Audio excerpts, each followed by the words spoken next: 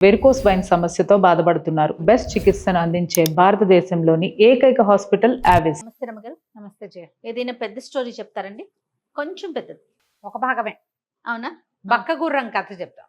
ఓ. గుర్రం పేరు బక్క గుర్రం కానీ అది బక్కగా ఏమి ఉండదు. పేరు అలా ఉంది అంతే. పూర్వం జంబూ ద్వీపంలో తాళధ్వజం అనే ఒక నగరానికి ఒక రాజుగారు ఉండేవాడు. ఆయనకి మాధవర్మ అని ఒక కుమారుడు. పెళ్ళిడికి వచ్చాడు అబ్బాయి. ఎంత అందగతిని చూపించినా ఈ అమ్మాయి అందంగా లేదా, అమ్మాయి అందంగా లేదని పెళ్లికి మాత్రం ఒప్పుకునేవాడు కాదు. బోడు సంబంధాలు చూస్తూ ఉండేవారు, కుదరలా ఏమి. అయితే ఒకనాడు అతను హిమాలయాల్లోని గంధర్వలోయలోకి విహారానికి వెళ్ళాడు. వెళ్తే అతన్ని ఒక అమ్మాయి పిలిచింది. ఒక ఆవిడ కనపడింది అతనికి, ఒక గంధర్వకాంత, దేవకన్యలాగా ఉంది. రాకుమారా అని పిలిచి, నువ్వు వివాహం చేసుకోవటానికి నా స్నేహితురాలు ఒక అమ్మాయి ఉంది. ఈ అమ్మాయి లక్షద్వీపం అనే ఒక ద్వీపానికి, వీళ్ళు జంబూ ద్వీపం కదా, అది ఇంకో ద్వీపం అనమాట. ఆ ద్వీపంలో దీప్తిపురం అనే ఒక నగరం ఉంది. ఆ రాజకుమార్తె సులోచన చాలా అందగత్తె, నీకు సరైన జోడు. ఆ అమ్మాయిని పెళ్లి చేసుకో. అక్కడికి వెళ్ళాలంటే నువ్వు ఎలా వెళ్తామంటే, మీ అశ్వశాలలో ఒక బక్కటి గుర్రం ఉంది. బక్క గుర్రం అన్ని గుర్రాల్లోటి సన్నగా ఉంటుంది. దాన్ని వేసుకుని ఆ బక్క గుర్రం దగ్గరికి వెళ్ళు. ఆ బక్క గుర్రంతో నువ్వు లక్షద్వీపం చేరగలుగుతావు. ఓకే. వివాహం అయిన తర్వాత నువ్వు అమ్మాయిని తెచ్చి పెళ్లి చేసుకో. వివాహం అయిపోయాక గుర్రాన్ని మాత్రం నాకు ఇచ్చేయాలి, నాకు పని ఉంది అని చెప్పింది. ఈ గంధర్వకాంత చంద్రకళ చెప్పిన ప్రకారంగా అతను ఆశ్చర్యపోయాడు. ఇలా ఎలా జరుగుతుంది అని. జరుగుతుందేమో చూద్దాం, చెప్పింది కదా అని చెప్పేసి అక్కడి నుంచి హిమాలయాల నుంచి తిరిగి వచ్చేసాక ఈ అశ్వశాలలోకి వెళ్ళాడు. వెళ్తే అశ్వశాలలో అతనికి ఒక బక్క గుర్రం కనపడింది. ఈయన దగ్గరికి వెళ్ళేస్తే అతను ఈ గుర్రము రాజకుమారుడిని చూడగానే సగిలిచ్చింది సంతోషంగా. తను దాని దగ్గరికి వెళ్ళి దాన్ని ఇట్లా ముట్టుకునేసరికల్లా బక్క డొక్కులాగా ఉన్న ఆ గుర్రము ఒకసారి మెల్లిగా అలా పుష్టిగా అయిపోయింది. దానికి రెక్కలు కూడా కనపడటం మొదలుపెట్టినాయి. ఆశ్చర్యపోయాడు. ఏంటి ఈ విశేషం, ఈ విచిత్రం అని. అందుకే గంధర్వకాంత చెప్పింది, దీంట్లో ఏదో విశేషం ఉంది. ఇప్పటిదాకా ఆ గుర్రాన్ని ఎవరు ఎక్కల, అది బక్కగా ఉండేది, దాని మీద ఎక్కితే జస్తుందని పేరు ఎక్కేవాళ్ళు కాదు. అయితే ప్రచేష్టుడని ఒకడు ఈ గుర్రం సంరక్షణ చేసేవాడు. వాడు ఆశ్చర్యపోయాడు, ప్రభు ఇదేమిటి అంత సన్నటిది ఇంత పుష్టిగా ఎలా అయింది, దీనికి రెక్కలు కూడా మొలుస్తున్నాయి. మొలిచేస్తారు కదా. ఇతను ఏం చెప్పాడంటే, నాకు ఒక గంధర్వకాంత కనపడింది, వాడి పేరు చంద్రకళ, లక్షద్వీపపు రాజకుమార్తెని పెళ్లి చేసుకోమని చెప్పింది, అందుకని ఈ గుర్రాన్ని తీసుకెళ్ళమంది అనగానే నేను కూడా వస్తా అన్నాడు. అంటే సరేనని ఇతను గుర్రం మీద ఎక్కితే వాడు గుర్రపు తోక పుచ్చుకున్నాడు. గుర్రపు తోక వాడు పుచ్చుకుని వేళ్లాడుతూ ఉండగా ఆ గుర్రంతో సహా ఎగిరి వచ్చి ఇతను ఆ లక్షద్వీపానికి చేరాడు. అమ్మాయి ఏం చెప్పిందంటే, దీప్తిపురం వెళ్తే నువ్వు గంధిని అని ఒక పువ్వులు అమ్మే అమ్మాయి ఉంటుంది, గంధిని దాని పేరు, దానికి వెళ్ళి నేను చెప్పానని చెప్పి అది నేను సులోచన దగ్గరికి తీసుకెళ్తుందని చెప్పింది. ఇతను ఏం చేశాడు, మేలుగా ఈ పువ్వులు అమ్మే ఆ అమ్మాయిని వెతికాడు. ప్రచేష్టుడు కూడా ఇతనితో పాటే తిరుగుతున్నాడు. ఆ గంధిని దొరికితే ఇతను చంద్రకళ చెప్పింది, ఇట్లా సులోచనను వివాహం చేసుకోవటానికి వచ్చాను నేనంటే, అయ్యో నిన్నే రావాల్సింది, నిన్ననే రాజకుమార్తెకి వివాహం నిశ్చయమైంది, కాశీ రాజకుమారుడు విద్యాధరుడితోటి వివాహం ఫిక్స్ అయింది అనగానే ఇతను ఆశ్చర్యపోయాడు.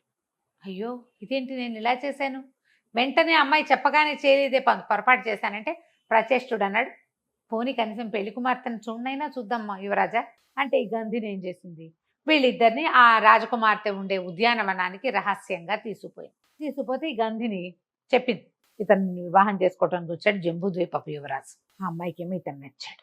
దుఃఖమోహం వేసి, అయ్యో వివాహం నిశ్చయమైపోయింది, అయినా గంధిని ఇతనే బాగున్నాడే, రేపు పెళ్ళనుకో, నేను వివాహ మండపంలో అతను కంకణాలు అవి కట్టే సమయంలో లేచి నిలబడతా కదా, అప్పుడు 2 చేతులు ఎత్తేస్తా, ఇతను వచ్చి గుర్రం మీద నన్ను ఎగరేసి పొమ్మను, పెళ్ళిలో నుంచి మాయమైపోదాం అని చెప్పేసరికల్లా ఒప్పుకున్నాడు. మాధవర్మ ఒప్పుకున్నాడు దానికి, పెళ్లిలో నుంచి ఆ అమ్మాయిని ఎత్తుకుపోవడానికి. అప్పుడు కూడా ఎత్తుకుపోతుంది. అప్పుడు అతని దగ్గర గుర్రం లేదు, గుర్రాన్ని ఎక్కడో పెట్టొచ్చారు, ఆ గుర్రం మీద వచ్చి తీసుకుపోవాలి. తెల్లవారితే పెళ్ళి. ఒకరోజు ముందు వచ్చినా కొంచెం బాగుండేది. సరే ఏమన్నాడు, సరే ఒప్పుకున్నాక మర్నాడు ఉదయం ఊరంతా హడావిడిగా ఉంది. ఈ ప్రచేష్టుడు ఎప్పుడైతే ఈ రాజకుమార్తెను చూశాడో, అబ్బా ఇంత బాగుంది, ఇంత అందగత్తెని పెళ్లి చేసుకుంటాడా రాకుమారుడు, ఇప్పుడు గుర్రం మీద ఎవడెగరేసిపోతాడో వాడికే పెళ్ళం అయిపోతుంది కదా.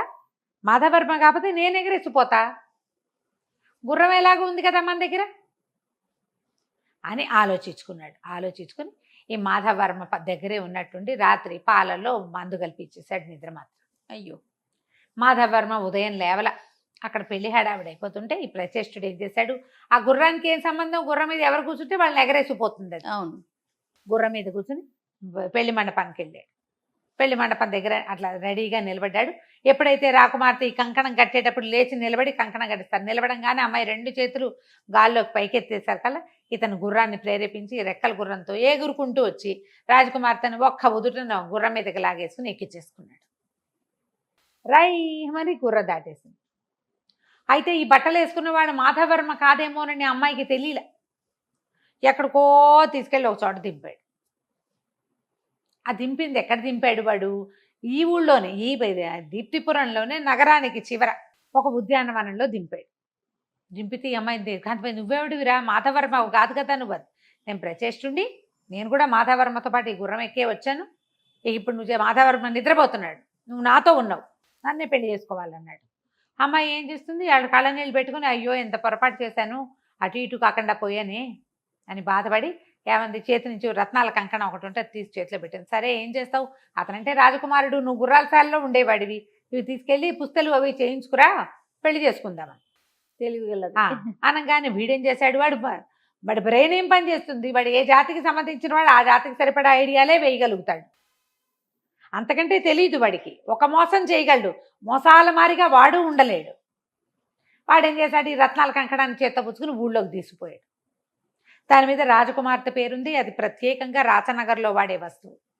ఎప్పుడైతే ఇతను బంగారపు కంసాల దగ్గరికి వెళ్ళాడు, కంసాలు నిర్ఘాంతపోయి, అయ్యో రామ ఈ వస్తువు మనం కరిగించడం ఏమిటి, ఊళ్ళో కంసాలకి తెలిసిపోతుంది కదా, ఆడక్కడి ఉండండి బాబు కరిగిస్తాను అని కూర్చోబెట్టి బయటికి వెళ్ళి ఆ వాకిట్లో ఉన్నవాడు ఏమన్నా వరే భటుల్ని కేకేసుకుని వీడెవడో దొంగ వెధవా అని పిలిపించేశాడు. రాజభట్లు వచ్చారు. రాజకుమార్తెను ఏం చేశావంటే లబోదిబో. అక్కడి నుంచి ప్రచేష్టుడు ఒప్పుకున్నాడు, ఇలా చేశానని ఒప్పుకున్నాడు. ఒప్పుకుని అక్కడ ఉద్యానవనంలో దించాను రాకుమారిని అని చెప్పాడు.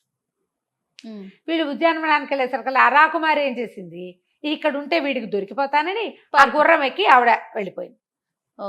జంబూద్వీపం వెళ్ళిపోయింది. జంబూద్వీపం వెళ్ళమని చెప్పింది దీనికి, గుర్రానికి. అది జంబూద్వీపానికి తీసుకుపోయింది. అది కూడా ఎక్కడికి వెళ్ళింది, అటు ఇటుగా కొంచెం కాశీనగరం వైపుకి దగ్గరలో ఎక్కడికో వెళ్ళింది, కాశీకి దగ్గర చుట్టుపక్కల. ఈ లోపల ఈ మాధవర్మ ఇక్కడ ఉన్నాడు కదా, ఈ మాధవర్మ పాపం ఏం చేయాలో తెలియక రాజభవనం వైపుకి వెళ్ళి నేను ఫలానా రాజుగారి అబ్బాయినని చెప్పుకున్నాడు. చెప్పుకునేసరికల్లా వాళ్ళు వీళ్ళు మాట్లాడుకున్నారు. ఇక అతను అక్కడ ఉండిపోయాడు. సరే ఇక్కడ ఏమైంది, ఈ అమ్మాయి గుర్రం ఎక్కి వెళ్ళింది కదా, గుర్రం ఎక్కి ఏం చేసింది, ఒక పేదరాజు పెద్దమ్మది ఇంట్లో దిగేసరికల్లా నాయన ఏ ఊరు నుంచి వచ్చావు, అసలు ఇక్కడ పరిస్థితులే బాగోలేదు, రోజు ఒక ఖడ్గమృగం వస్తోంది గంగలో ఇంచి, ఇది కొంచెం మగవేషం వేసుకుని ఉందన్నమాట, పూర్తిగా ఆడవేషంలో లేదు, బాగుండలేదు ఇక్కడ పరిస్థితి, ఒక ఖడ్గమృగం వస్తుంది రోజు, ఆ ఖడ్గమృగం వచ్చి మొత్తం ఊరంతా స్వైర విహారం చేసేస్తుంది, అసలు ఈ ఊళ్ళగా పరదేశులు బాటసార్లు ఎవ్వరూ రావటల్లా అనేసరికల్లా సరే పెద్దమ్మ ఇంట్లో అన్నం తిని తలపాగా ఒకటి చక్కగా సవరించుకుని మగవేషం సవరించుకుని అమ్మాయి ఏం చేసింది, నేను చూస్తానని చెప్పేసి ఈ గుర్రం ఎక్కి కాశీలో ఆ కాశీ కూడా పక్కన ఊరు అనమాట, ఆ గంగా నది వైపుకు వెళ్ళింది. మిట్ట మధ్యాహ్నం అవ్వగానే గంగలోంచి పెద్ద ఖడ్గమృగం లేచి వచ్చింది.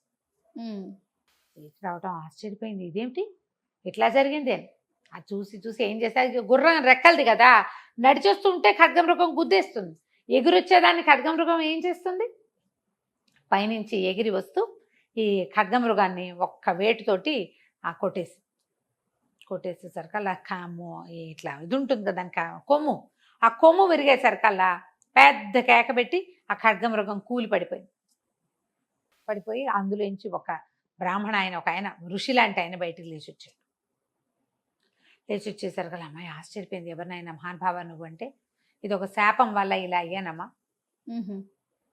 చెప్పు నీకేం కావాలి, నీ కోరిక ఏంటో చెప్పంటే, నేనేం చేయను, నేనేమో లక్షద్వీపపు రాకుమార్తెని, మాధవర్మ కోసం బయటకు వచ్చేసాను, వాడెవడో నన్ను తీసుకొచ్చి ఎక్కడో వదిలేశాడు, నేను ఇక్కడికి వచ్చానంటే, అమ్మ ఏం పర్వాలా, నువ్వు ఇక్కడే ఉండు, ఏం కంగారు లేదు, నీకు నీ మాధవర్మ అతను ఎవరు విద్యాధరుడు, నీతో వివాహం నిశ్చయమైన విద్యాధరుడు, ఇద్దరు ఒకే పడవలో ఎక్కి ఇప్పుడు ఇక్కడికి రాబోతున్నారు. ఈ జంబూద్వీపం వైపుకి వస్తారు వాళ్ళు. వాళ్ళని నువ్వు గుర్తుపడితే చాలు, అందులో మాధవవర్మ ఎవరో విద్యాధరుడు ఎవరో గుర్తుపడితే చాలు, నీకు వివాహం అయిపోతుంది, నువ్వు అతనితో హాయిగా ఉంటావు. వాళ్ళు ఇక్కడికే వస్తారు, నువ్వు కంగారు పడకుండా ఈ ఊళ్ళోనే ఉండమన్నారు. ఇంతలో ఏమైంది, ఇది అటు ఇటు చూస్తుండగానే గుర్రం మాయమైపోయింది. ఖడ్గమృగం చచ్చిపోయి ఋషి వచ్చాడు. ఖడ్గమృగమేమో చచ్చిపోయింది, మాయమైపోయింది. వెనకాల ఉండాల్సిన గుర్రం లేదు. ఇంతలో రాజుగారు మేళతాళాలతో వచ్చేసారు. ఎవరో రాకుమారుడు వచ్చి ఖడ్గమృగాన్ని చంపేశాడని పరిగెత్తుకుంటూ వాళ్ళంతా వచ్చేస్తున్నారు. వాళ్ళంతా పట్టుకున్నారు. అబ్బాయి అబ్బాయి ఎంత గొప్పవాడివి నువ్వు, నీ వల్ల మేము ఎంతకాలంగానో బాధపడుతున్నావు, అదంతా బాధ అంతా తీర్చేసావు, ఒక్క దెబ్బకి మా జీవితాల నుంచి విముక్తి కలిగించేసావు మాకు అని చెప్పారు. చెప్పేసరికల్లా సరే ఏమన్నారు, రా మా ఇంటికి తీసుకెళ్తామని కాశీరాజు గారింటికి తీసుకుపోయారు. రాజ్యానికి పక్కగా ఉంది కదా.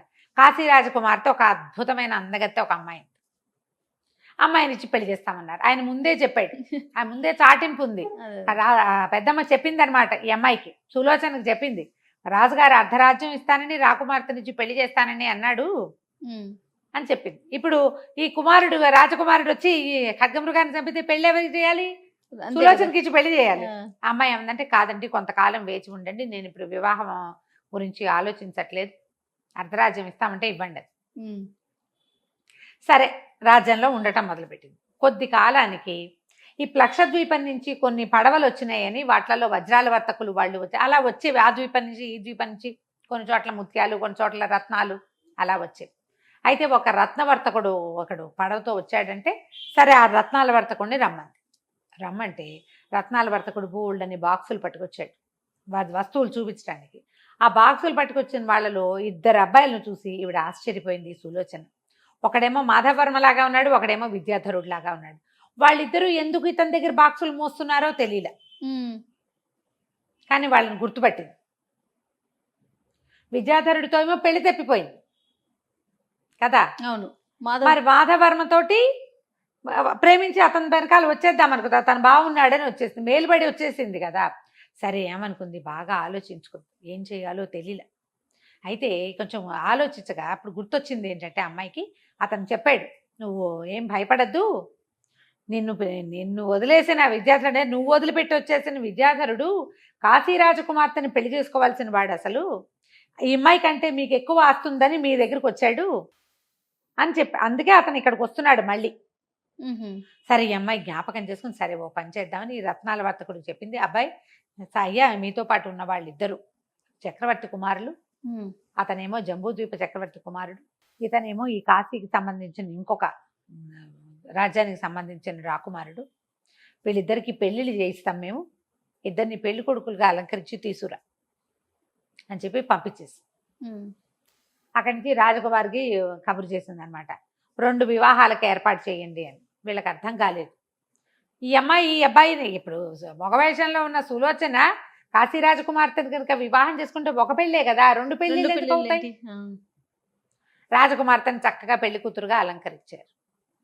రెండో వివాహం ఎవరికి, రెండో పెళ్లి కూతురు ఎవరుంటే నేనే అని తలపాగా తీసేసి చూపించింది. నేనే రెండో వివాహం చేసుకునేది, ఇలా జరిగింది, వాళ్ళు ఇప్పుడు ఇక్కడే ఉన్నారు అని చెప్పి వాళ్ళ రత్నాల వర్తకుడు కబురు చేస్తే పెళ్లి కుమారులుగా అలంకరించిన 2 రాజకుమారులని తీసుకొచ్చారు. వీళ్ళిద్దరూ ఒక పడవలో కలుసుకున్నారు. ఆ పడవ నౌకాభంగం అయిపోయింది, మధ్యలో సముద్రంలో కొట్టుపోతే అన్నీ పోయి ఆ రాజకుమారుడు ఈ రాజకుమారుడు సింగిల్గా మిగిలారు. వాళ్ళను ఒక రత్నాల వర్తకుడు రక్షించాడు. అతని దగ్గర సహాయకారులుగా ఉంటామని ఒప్పుకున్నారు. తమ ఇల్లు చేరడానికి వాళ్ళకి ఇంకో దారి లేదు. అదే అక్కడికి వచ్చి చూసేసరికి ఈ అమ్మాయి సులోచనని చూసి ఆశ్చర్యపోయాడు. ఎట్లా వచ్చావు, నా గుర్రమేది అన్నాడు. ఏమో అది ఎలా మాయమైపోయిందో తెలీదు, ఎలాగో మాయమైపోయింది. ముందు వివాహం చేసుకున్నట్టే అంటే ఏమన్నాడు, ఆ గుర్రాన్ని వివాహం చేసుకునే సమయం వివాహం అయ్యాక చంద్రకళ తనకు అప్పచెప్పమంది, అది ఇప్పుడు నా చేతిలో నుంచి వెళ్ళిపోయింది, ఇప్పుడు ఎలాగా అంటే ఇలా వివాహం అవటం ఏమిటి, ఆ చంద్రకళ వచ్చింది. ఆవిడతో పాటు ఒక మహాద్భుతంగా ఉన్న ఒక ఆయన కూడా వచ్చాడు. ఆవిడేమో గంధర్వకాంత, ఆయన ఏదో గంధర్వ పురుషుడుగా ఉన్నాడు.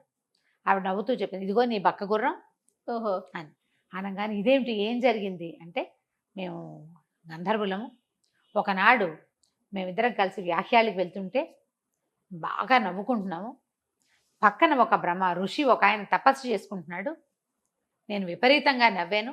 చంద్రకళ ఉషు ఉషు తపస్సులు ఉన్నారని అన్నది, కానీ నేను వినకుండా నవ్వుతూనే ఉన్నాను.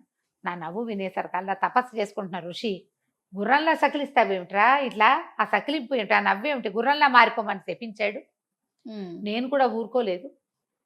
తపస్వి అయ్యుండి నువ్వు ఖడ్గమృగంలాగా ఈ పొడిచే గుణం ఏంటి నీకు, ఎవరో నవ్వారని ఊరుకోవా, నువ్వు కూడా ఖడ్గమృగాన్ని అయిపోమని చెప్పించాను. ఆయనేమో మృగం అయిపోయాడు, నేనేమో గుర్రం అయిపోయాను. నేను దేవయోనిని, నా మీద ఎవరు ఎక్కకుండా ఉండటం కోసం నేను బక్కవాడిగా ఉండిపోయాను. మేమిద్దరం ఒకళ్ళనొకళ్ళు మళ్ళీ కలుసుకోవాలంటే ఎవరైనా ఈ ఖడ్గమృగాన్ని సంహరించాలి నా మీద ఎక్కి. అది శాప విమోచనంగా పెట్టుకున్నాము. అందుకని నేను ఇలాగా జంబూద్వీపంలో బక్క గుర్రంగా పుట్టానని చెప్పాడు.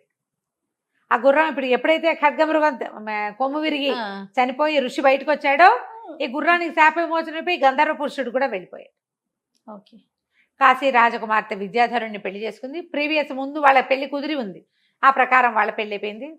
మన మాధవ్ వర్మ, ఈ సులోచన ఇద్దరు పెళ్లి చేసుకున్నారు. ఆ లక్షద్వీపానికి, జబ్బు ద్వీపానికి, అన్ని చోట్లకి కబుర్లు వెళ్ళినాయి. తర్వాత వీళ్ళు హాయిగా ఉన్నారు. రైట్. నమస్తే. నమస్తే.